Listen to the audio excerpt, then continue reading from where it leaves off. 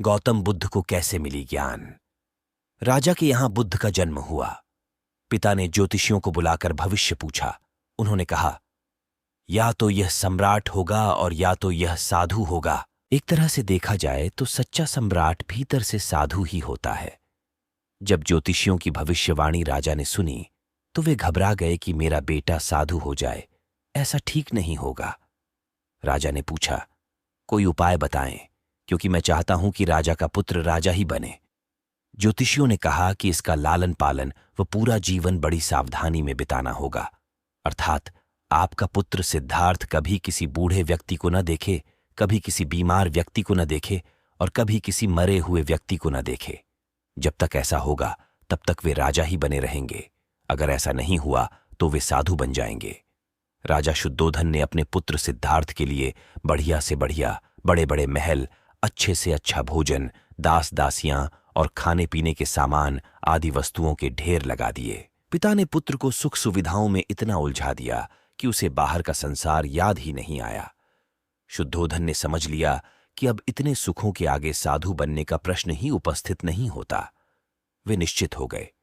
राजा शुद्धोधन ने बिल्कुल पक्की व्यवस्था कर रखी थी कि उनका पुत्र सिद्धार्थ जीवन में कभी भी वृद्ध, बीमार और मृतक व्यक्ति को देख न सके, क्योंकि वे अपने पुत्र को खोना नहीं चाहते थे। सिद्धार्थ का जीवन ऐश्वर्य और सुख सुविधाओं में बीत रहा था।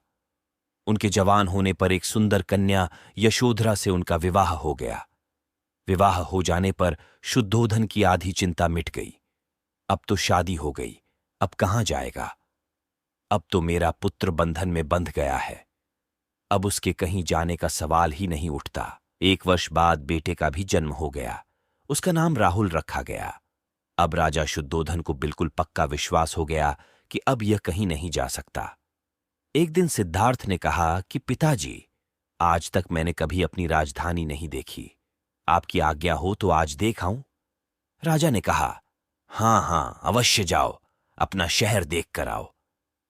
एक सारथी को भी साथ में भेजा गया कि जाओ राजकुमार को राजधानी घुमा फिरा कर लाओ। फिर भी राजा ने चाक चौबंद इंतजाम कर रखा था कि कहीं चूक न हो जाए। सिद्धार्थ के लिए राजधानी के प्रमुख मार्ग खूब सजाए गए थे, पर घूमते घूमते सिद्धार्थ ने थोड़ा उल्टा मार्ग ले लिया। उस मार्ग से गुजरने लगे जहां पर तैयारी नहीं थी, और आज उनको बहुत आश्चर्य हुआ जब पहली बार उन्होंने एक बूढ़े आदमी को देखा, कमर झुकी हुई, पूरी चमड़ी में झुर्रियां पड़ी थीं। वह परेशानी और दुख से बेहाल था। उसकी चाल बहुत धीमी थी। बूढ़े की झुकी हुई कमर को देखकर सिद्धार्थ को एक झटका लगा और सारथी से उन्होंने पूछा, क्या एक दिन मैं भी बूढ़ा हो जाऊंगा? सारथी ने कहा, हां राजकुमार, हर व्यक्ति के जीवन में 3 अवस्थाएं आती हैं, बचपन, जवानी और बुढ़ापा। एक दिन तुम भी बुढ़ापे की अवस्था में जाओगे। हे राजकुमार, यह संसार का नियम है, चाहे गरीब हो या अमीर, सबका शरीर शिथिल अर्थात बूढ़ा होता है। राजकुमार सोच में पड़ गया। सारथी ने रथ को आगे बढ़ाया तो कुछ दूरी पर एक बीमार व्यक्ति मिला जो रोगों से घिरा हुआ था। उस पीड़ित व्यक्ति को देखकर राजकुमार का मन बहुत ही दुखी हुआ। राजकुमार ने पूछा, इसको क्या हुआ है? सारथी ने कहा, यह व्यक्ति बीमार है, इसलिए यह कराह रहा है। इस संसार में दुख और सुख दोनों हैं। यह अपने अपने भाग्य की बात है कि कोई दुखी है और कोई सुखी है। क्या मैं भी कभी बीमार हो सकता हूं? सारथी ने कहा, आप ये विचार अभी छोड़ दें। समय बड़ा बलवान होता है। ये सारी बातें कर्मों पर निर्भर करती हैं। चाहे राजा हो या रंक, सुख दुख सब पर आते हैं। अगर शरीर में कोई रोग आना है तो वह आएगा। ये सब सुनकर राजकुमार सोच में पड़ गया। सारथी ने रथ को कुछ आगे बढ़ाया तो सामने से 4 कंधों के ऊपर एक अरथी को जाते हुए देखा। राजकुमार ने ऐसा पहली बार देखा था। उसने सारथी से पूछा, यह क्या है? यह आदमी मर गया है, यह मुर्दा है। जो व्यक्ति मर जाता है उसको बांधकर श्मशान भूमि में ले जाते हैं, फिर वहां पर उसे जला दिया जाता है। राजकुमार ने कहा, क्या सबको मरना पड़ता है? हां, सबको मरना पड़ता है। यह मृत्युलोक है। जो जन्म लेता है उसे कभी न कभी अवश्य ही मरना पड़ता है। तो इसका मतलब यह हुआ कि ठीक इसी तरह से एक दिन मुझे भी मरना होगा। मेरी देह भी मुर्दा होगी और मुझको भी 4 कंधों पर उठाकर ले जाया जाएगा। मुझको भी ऐसे ही रस्सियों से बांधा जाएगा। मेरे भी आगे पीछे घर के सदस्य रोएंगे तड़पेंगे, और जिस संसार को मैंने इकट्ठा किया है वह सारा का सारा मुंह से छूट जाएगा। इसका मतलब यह हुआ कि क्या एक दिन मैं भी मर जाऊंगा? क्या एक दिन यशोधरा भी मर जाएगी? क्या एक दिन मेरा राहुल भी मर जाएगा? सारथी ने कहा, हां राजकुमार, एक दिन मैं भी मरूंगा, आप भी मरेंगे, यशोधरा भी मरेंगी और राहुल भी मरेगा, क्योंकि यह सब मरने के लिए ही पैदा होते हैं। उस रात सिद्धार्थ सो न सके। सोचने लगे कि क्या संसार में इतना दुख है, रोग है, बुढ़ापा है, और ऐसे में मैं खा पी कर कैसे जी सकता हूं? नहीं नहीं, ऐसा मुझसे नहीं हो सकता। मुझे खोजना होगा उस तत्व को जो दुख, पीड़ा और शोक से रहित हो, जो भय, भ्रम और भूल से परे हो, जो अनंत आनंद से भरा हो, जिसे पाकर फिर और कुछ पाने की इच्छा न हो। सिद्धार्थ वैराग्य के शिखर तक पहुंच चुके थे। बस उसी रात को उन्होंने घर छोड़ दिया। सारथी से कहा कि नगर की सीमा से दूर ले चलो। नगर के बाहर पहुंचकर सारथी को लौटा दिया। फिर कई दिनों तक वन में चलते गए। एक घने पीपल के वृक्ष के नीचे आसन लगाकर ध्यान में लीन हो गए। गौतम बुद्ध जब घर से आधी रात में चुपचाप निकले, तब उनकी पत्नी यशोधरा एक बेटे राहुल को जन्म दे चुकी थी। बुद्ध जो घर से निकले तो नहीं लौटे।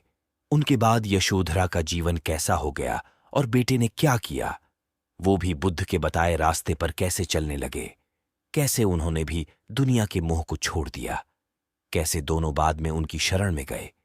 बुद्ध बने सिद्धार्थ गौतम का विवाह राजकुमारी यशोधरा से हुआ था। उस समय यशोधरा का विवाह 16 वर्ष था। वह पत्नी से कुछ बड़े थे। वह विवाह नहीं करना चाहते थे। पिता ने उनकी मर्जी के बगैर उनकी शादी करवा दी। जिस दिन यशोधरा ने बेटे राहुल को जन्म दिया, उसी रात सिद्धार्थ गौतम राजमहल छोड़कर ज्ञान की प्राप्ति के लिए चले गए। फिर वह कभी घर नहीं लौटे और ना ही गृहस्थ जीवन में लौटे। तब यशोधरा की उम्र 29 वर्ष की थी। पति के जाते ही उन्होंने भिक्षुओं जैसा साधारण जीवन जीना शुरू कर दिया। गौतम बुद्ध की पत्नी ने बेटे का पालन पोषण करते हुए एक संत का सा जीवन अपना लिया। मूल्यवान वस्त्र और आभूषण त्याग दिए। पीले वस्त्र पहनने लगीं और दिन में एक बार ही भोजन करती थीं। यशोधरा के जीवन पर बहुत सी किताबें और रचनाएं लिखी गईं, जिनमें मैथिली शरण गुप्त की रचना यशोधरा काव्य बहुत प्रसिद्ध है।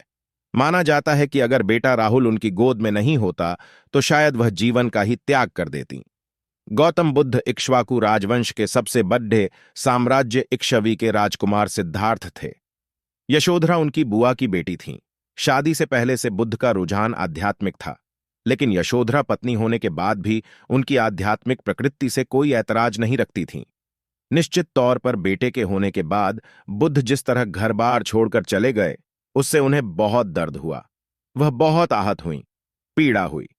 लेकिन उस समय उनका धर्म बेटे को पालना और बड़ा करना था, लिहाजा उन्होंने वही करने का फैसला किया, लेकिन सारे सुखों का उसी तरह त्याग करते हुए जैसा उनके पति खुद कर रहे थे। महल त्याग दिया, सुंदर वस्त्र और गहने भी त्याग दिए। एक कुटिया में साध्वी का जीवन व्यतीत करने लगी।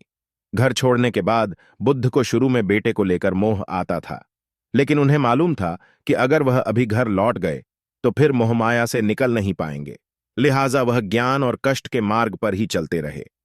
6 साल बाद ज्ञान प्राप्ति पर जब वह वापस आए तो वह खुद उनसे मिलने नहीं गई। उन्हें लगता था कि बुद्ध भी जाने, केवल वही नहीं बल्कि उनकी पत्नी ने भी कष्ट और सादगी का मार्ग चुन लिया है। बुद्ध को मालूम हुआ, वह खुद उनसे मिलने आए। कई जगह यह लिखा है कि जब बुद्ध उनके सामने आए तब यशोधरा कई सालों का क्रोध उनके ऊपर निकाला। पिता धर्म नहीं करने पर उनकी आलोचना की। बुद्ध शांत होकर सुनते रहे। उसके बाद यशोधरा ने कहा, अब उनका मार्ग भी वही है जो उनका है, वह भी भिक्षुणी की तरह ही रहेंगी। यशोधरा भिक्षुणी बन गई, बेटा भी भिक्षु बना। बुद्ध जहां गौतम बुद्ध कहलाए, वह भी गौतमी कहलाई। हालांकि कुछ जगहों पर कहा गया कि ये उस समय नहीं हुआ बल्कि बाद में हुआ। जब राहुल 20 साल का हुआ तो उन्होंने निश्चय किया कि पिता से शिक्षा दीक्षा लेकर हमेशा के लिए बौद्ध भिक्षु बन जाएगा। यही हुआ भी। वह बौद्ध भिक्षु बनने के लिए वह बुद्ध के पास पहुंचा। उसने बुद्ध से मुक्ति मार्ग और इंद्रियों पर नियंत्रण का प्रशिक्षण देने का आग्रह किया। बुद्ध ने राहुल के आग्रह को स्वीकार कर प्रशिक्षण देना शुरू किया। बौद्ध भिक्षु बनकर बौद्ध धर्म का प्रचार प्रसार करने में जुट गया। राहुल के त्याग के चलते ने यशोधरा भी बौद्ध भिक्षुणी बन गई। 500 भिक्षुणियों को दीक्षा देकर वह पहली भिक्षुणी बनी।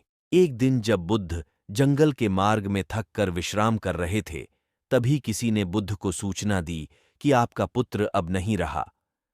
बुद्ध का निधन 80 वर्ष की उम्र में हुआ। भिक्षुणी बन चुकी यशोधरा का निधन इससे 2 साल पहले ही हो गया। हमारी वीडियो अच्छी लगी हो तो हमारे चैनल को सब्सक्राइब करना ना भूले।